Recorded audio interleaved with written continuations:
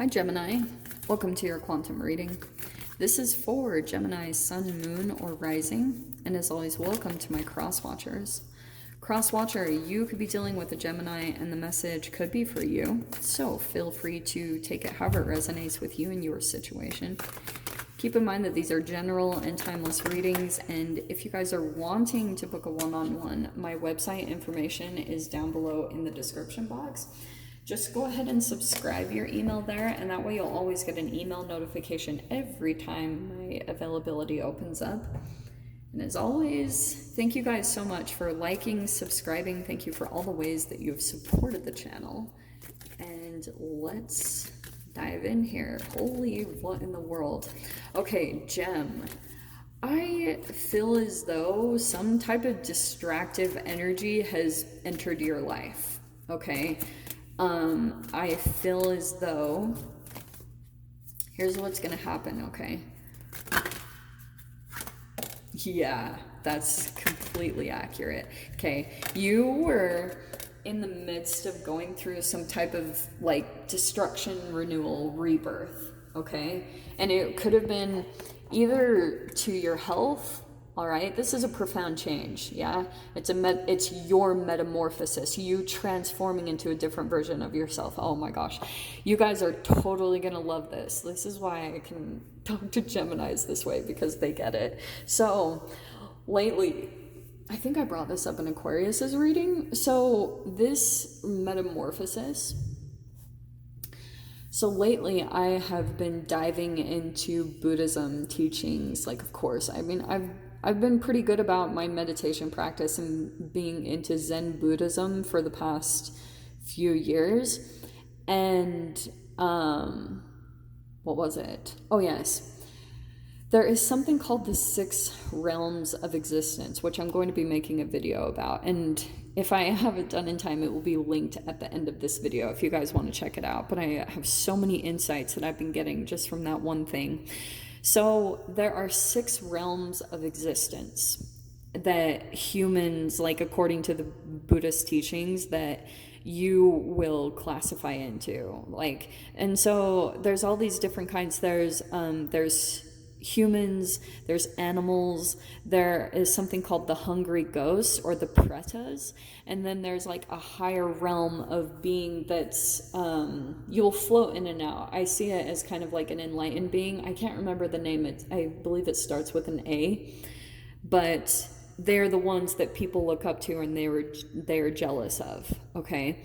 And the pretas are what fascinated me the most, because I do feel like the majority of the collective is in that frequency. It's something tied to the gut, and how, because the way that they describe the pretas is that they are supernatural beings that have an insatiable thirst or need for food or drink. Like it's unquenchable. They cannot satisfy.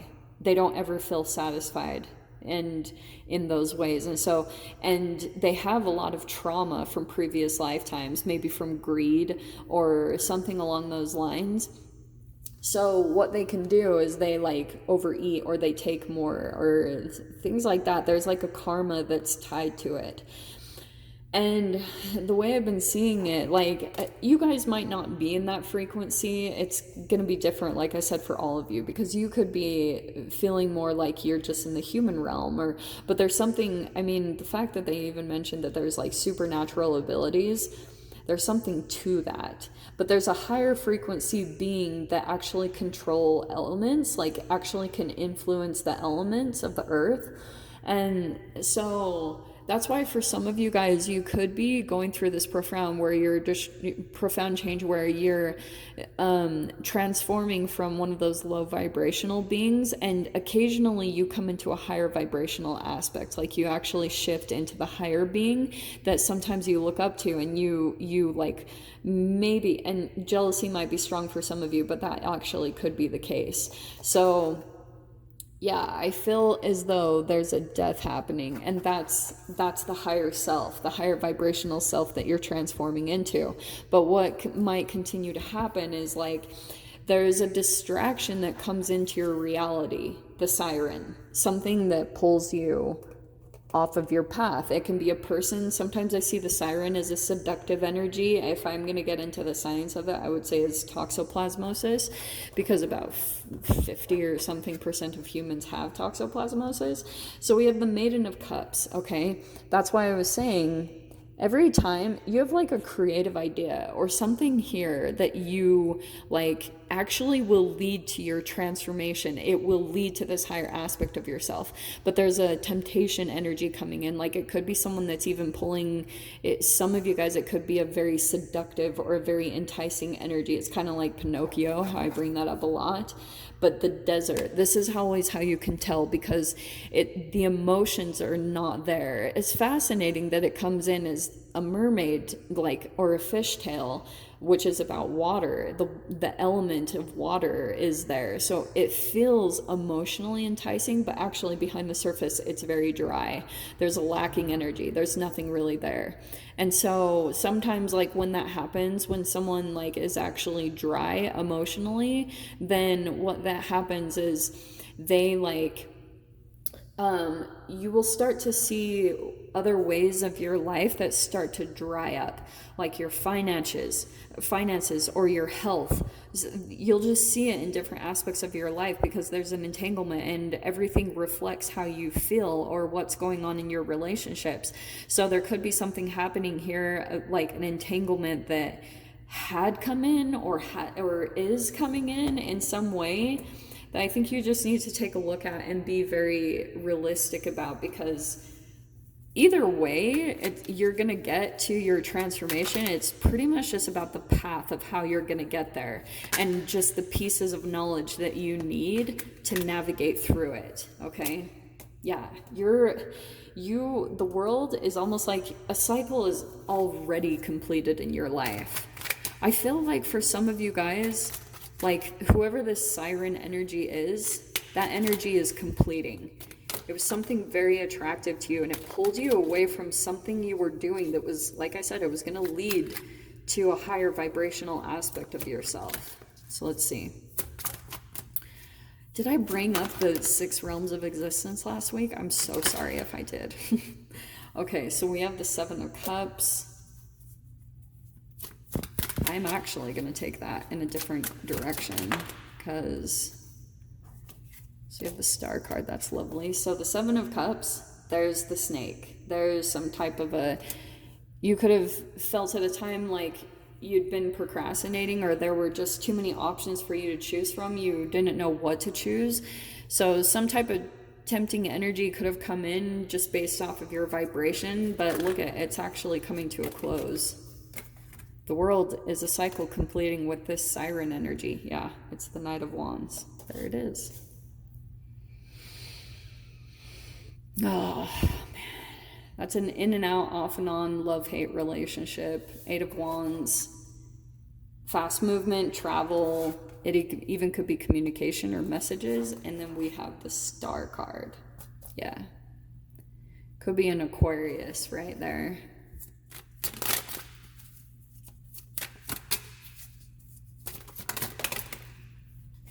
Hello. Yeah, here's what I get here, okay? I feel as though you are conflicted and confused, because there's a lot of communication coming at you very quickly right now, and you look, 2 of Pentacles, you're back and forth, because some type of some type of star energy came in, I think recently for you guys. And it was some type of hope renewal. Like you could have, like, whatever this star represents, it's the light. It's something that comes in where you actually feel an upliftment. You feel like you maybe get your, like, because you know the desert, how something is a mirage, and then when you like see an oasis in the desert again, you think, oh, it's just another mirage. But when you actually go towards it, that's the thing that you're debating on, is you're wondering if this is a mirage or not, if this is real, because you've dealt with a mirage. Like, you went into something thinking it was going to be one way, but it wasn't like that. It was this Knight of Wands character where there's no stability. And so I can see that you're kind of back and forth, because I feel like this Knight of Wands is coming in with a lot of intense energy, and it's going to be different for all of you. You're either picking up on it intuitively, or this person is actually sending a lot of messages, or keeping like, keep making sure that you like their energy is incorporated in you, because they can sense that you're on the fence. They can sense that you're back and forth, because something came in that felt like a light out of a lot of challenge that you've been through. Like, the desert is not enjoyable. Like, you literally feel like a deserted man wandering in the desert, searching for something to quench your thirst. And that could just be emotionally, because you have the Maiden of Cups. So that's what I think has been going on in some way, shape, or form. And you've got down here the Ten of Pentacles.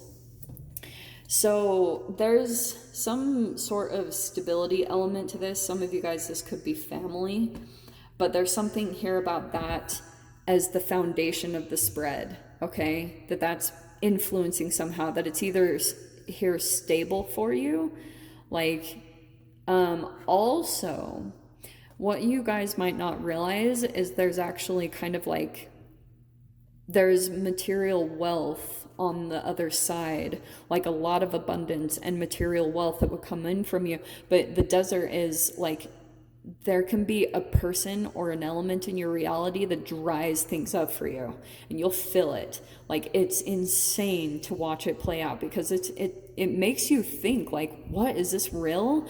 You get confused, because it's like, whoa. And that's why I dive into the quantum physics, because that is reality to me. And quantum physics is the foundation of all reality. And even physicists have said it's magical. You get into frequencies or grid pockets, and then you're like, what in the world? Is this real? This is the way reality really was, because you might not have seen that growing up, or there was no acknowledgement of it really. But I feel like you guys are waking up to that. The more you get in touch with yourself, and it's coming in with the star, something really positive there is coming in. So let's grab your advice.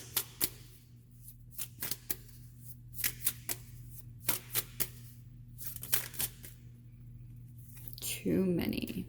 Well, that is, no. I was going to pull that. I probably should have. Time.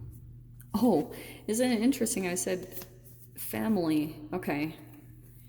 You have time and family. The universe is helping you. Look for synchronistic events around you. The synchronicities are big, okay? And then we have family. Family is everything. Reconnect with them or tell them you love them. Yes. You've got some form of support around you, believe it or not. There's someone here coming in to support.